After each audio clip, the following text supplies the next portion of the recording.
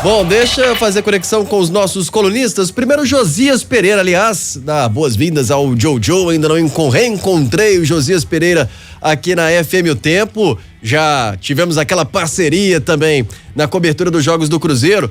Mas, ô Josias, você na sua coluna, hoje em O Tempo Esportes, falando evidentemente sobre essa classificação do Cruzeiro. Na sua coluna você dá aquele tom de, pelo menos a missão foi cumprida, mas faz algumas ressalvas, né? Por exemplo, o time que se começa por um bom goleiro. O Cruzeiro ontem teve ali o dever cumprido também do Cássio. Foi bem acionado o goleiro do Cruzeiro. E fala sobre esta expulsão, como você trata juvenil do Lucas Romero ontem, Jojo. Um abraço, boa noite.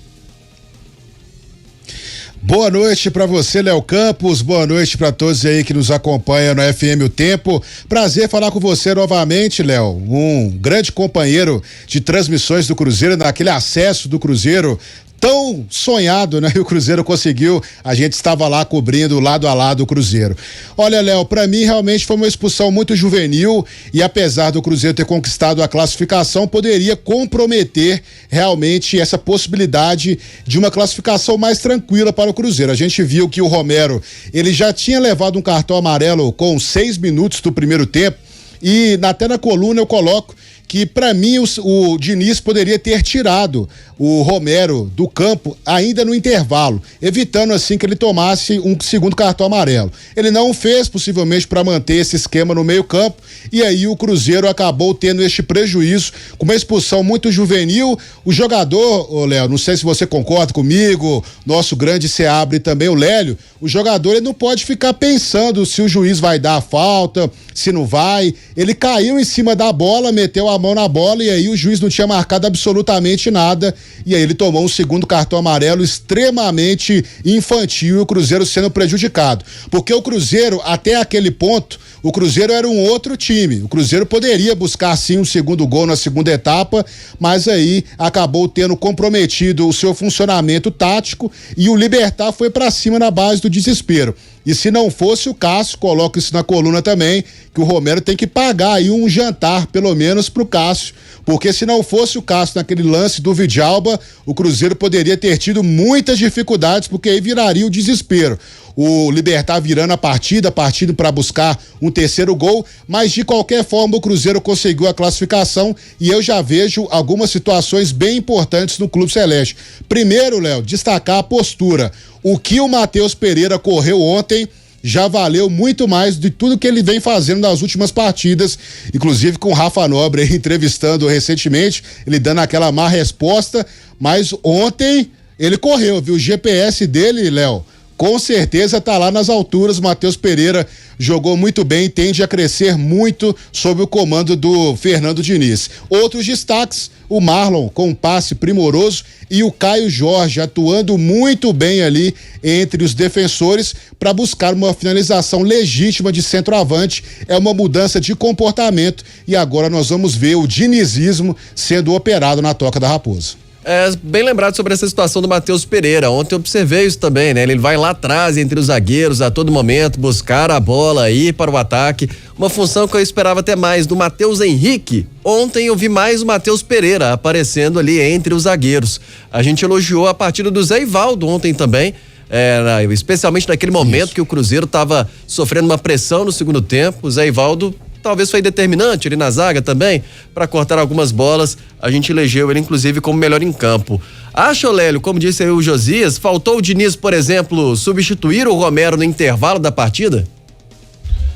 Mas ali o jogo pra falar a verdade, tava só com o Cruzeiro perdendo algumas bolas no sistema defensivo, mas sem cometer tantas faltas assim, né?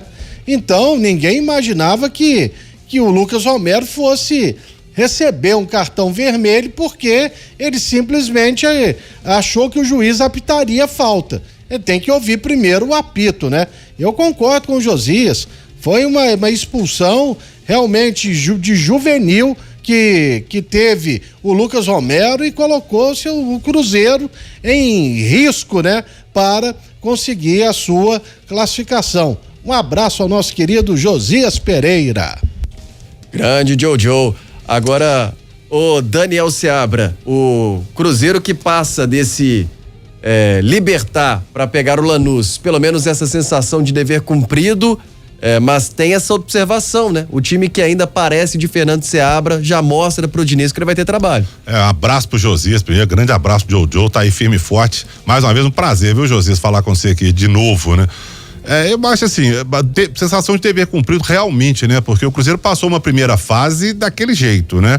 Aquela questão de Rafael Cabral, torcida havaiano e empate com o Libertad, como é que chama aquele time que o Cruzeiro empatou, tava ganhando de 3-0. O Alianza? Foi isso, lá a Colômbia? Da Colômbia, né? Isso. Foi estreia, inclusive, do Seabra. Isso. Foi, tava ganhando de 3-0 com 18 minutos, 6, 12 e 18 foram os gols, 3-0, eu falei, jogo pra fazer saldo, né?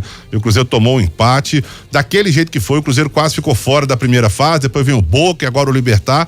Eu acho que realmente é uma sensação de dever cumprido. O Cruzeiro, é legal ver o Cruzeiro depois de 15 anos numa semifinal de competição sul-americana, né? O torcedor do Cruzeiro sempre gostou muito, tá acostumado.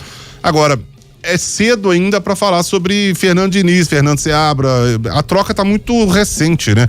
É como você falou, Léo, o time de ontem foi o time do Fernando Seabra, até as substituições, e aí entra outra coisa que a gente falou lá no bloco do Cruzeiro, olha pro banco e aí, o Matheus Vital lá, vou ter que colocar, por exemplo, aí a gente sabe o que vai acontecer, né? Nada, como foi ontem. Não é um jogador, por exemplo, que vai acrescentar grande coisa. O Cruzeiro sofre com uma falta de opções de qualidade.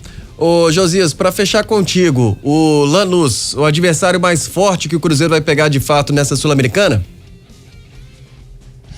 Com certeza, eu observei alguns dos jogos do Lanús, especialmente esse contra o Independente, foi um jogo bem difícil, o Cruzeiro tende a ter trabalho, viu, Léo, mas eu acredito ainda que o Cruzeiro tem uma capacidade, ainda mais com o Fernando Diniz, tendo tempo para trabalhar esse time, Fernando Diniz que vai ter uma data FIFA pela frente, e isso pode ser preponderante aí para que o Cruzeiro consiga ajustar e consiga ter força para buscar o resultado dentro do Mineirão e depois levar esse resultado para a Argentina para buscar uma classificação afinal que seria muito importante. É um time perigoso, com algumas armas ofensivas, especialmente é um time bem cascudo, uma defesa ali bem pegada. Cruzeiro que não vai ter o Romero no primeiro jogo, mas de qualquer forma eu vejo o Cruzeiro com muitas possibilidades de chegar a esta final. Você citou bem a questão do Zé Ivaldo, fez uma grande partida, o Vidalba também, apesar daquela questão do tamanho dele, né, de não ganhar algumas bolas, de qualquer forma acho que a defesa do Cruzeiro se comportou bem e é claro, é só um começo de trabalho, muito do time do Seabra ainda está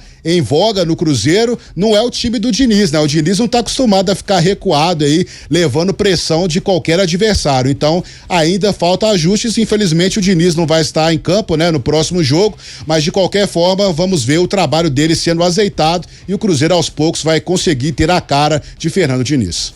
Josias Pereira, mais uma vez um prazer falar contigo aqui, ler a sua coluna também no portal O Tempo, ler no nosso jornal O Tempo. Até a próxima, Jojo.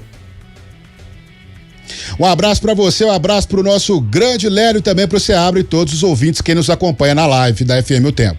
Valeu.